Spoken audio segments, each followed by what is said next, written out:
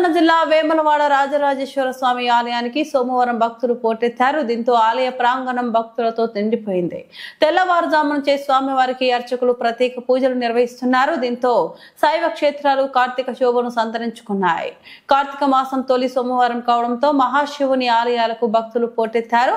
తెల్లవారుజామునే శివయ్యను దర్శించుకుని ఆలయాల్లో కార్తీక దీపాలను వెలిగించారు. పెద్ద సంఖ్యలో భక్తులు తరలి రావడంతో ఓం నమః శివాయ పంచాక్షరి మంత్రంతో మారుమ్రోగుతున్నాయి.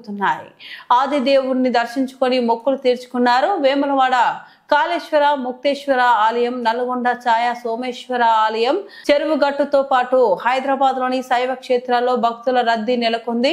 కార్తీక సోమవారం ఉపవాసం ఆచరించిన భక్తులకి కైలాస ప్రవేశం ఉంటుందని భక్తులు ప్రగాఢంగా నమ్ముతారు. కార్తీక సోమవారం వ్రతం చేయటం వల్ల సకల పాపాలు తొలగుతాయి, కుటుంబంలో సుఖ సంతోషాలు అష్ట ఐశ్వర్యాలు కలుగుతాయని, వివాహం కాని స్త్రీలకు మంచి భర్త వస్తారని, వివాహమైన వాళ్లకు మాంగళ్య బలం పెరుగుతుందని నమ్మకం.